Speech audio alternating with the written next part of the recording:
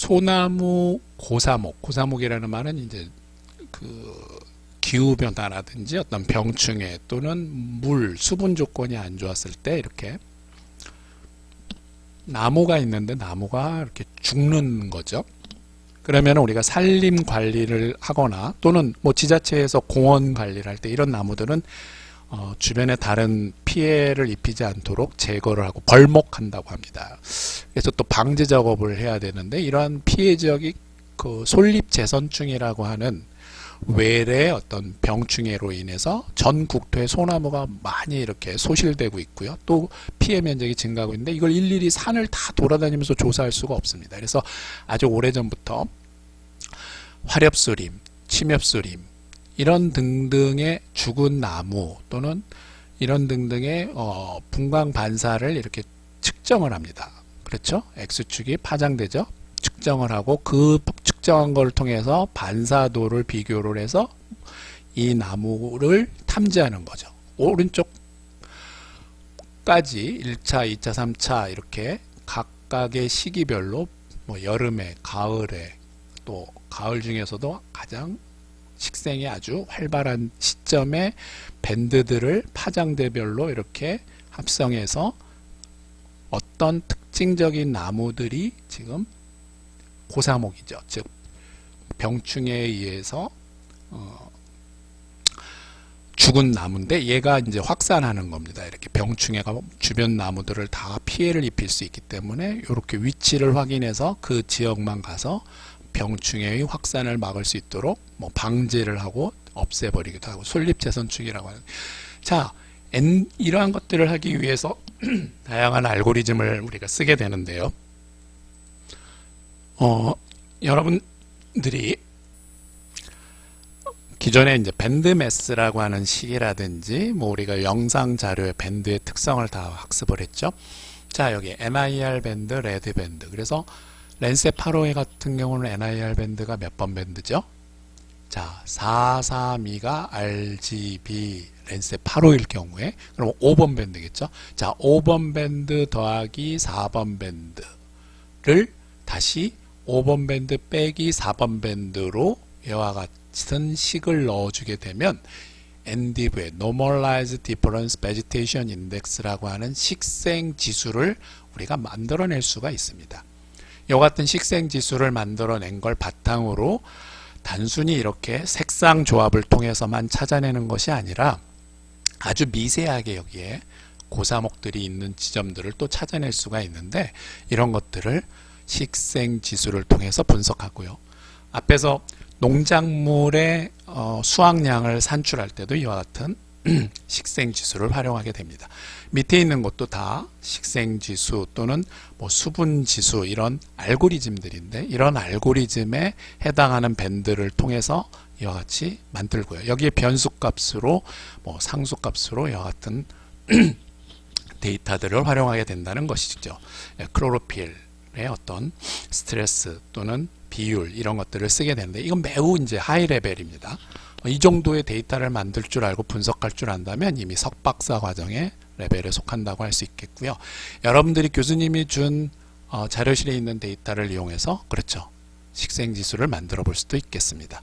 자, 이렇게 식생지수를 만든 것을 통해서 그 데이터들을 0부터 마이너스 1 식생지수는 플러스 1 이렇게 데이터 값들을 비교해서 그 분석한 결과물들을 통해서 이렇게 핵심적인 부분만 추출해내는 것이 이제 고사목을 탐지하는 기술이다. 이렇게 생각하시면 되겠고요.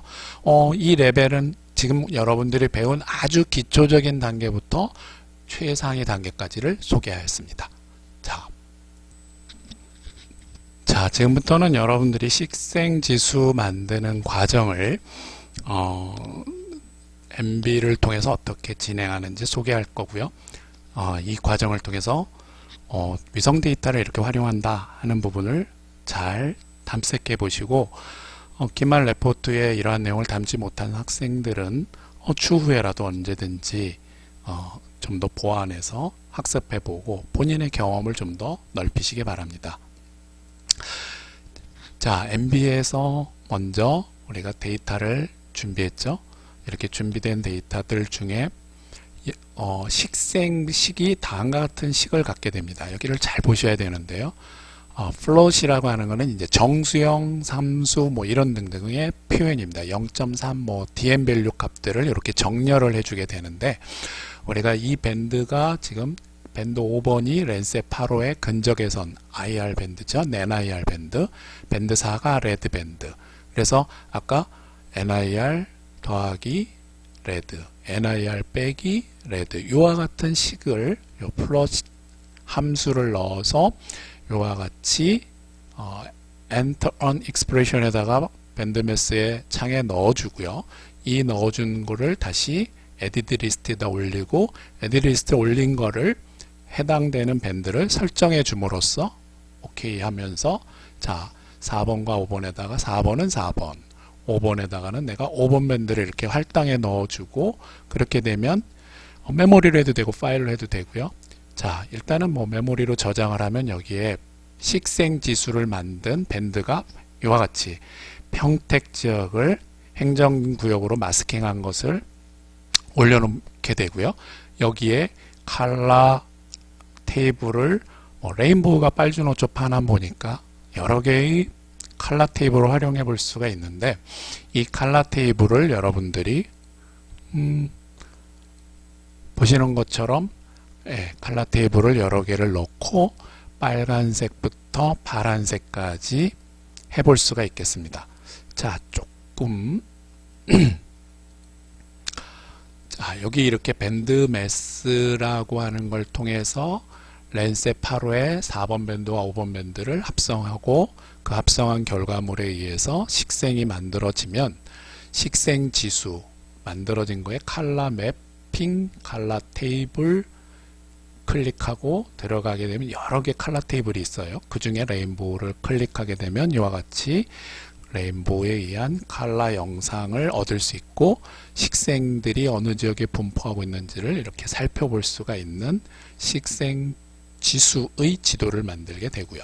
이게 봄, 여름, 가을, 겨울에 따라서 당연히 식생 지수 값이 달라질 것이고, 이걸 퀵맵으로 만들게 되면 여러분들이 인공위성 지도 중에, 그렇죠? 보시는 것처럼 영역을 다시 재설정해 주거나 사이즈를, 스케일을 클릭해 주면 전체 이미지를 빨간색으로 채울 수 있고, 여기에 메인 타이틀에 식생지수 몇 년 몇 월 자료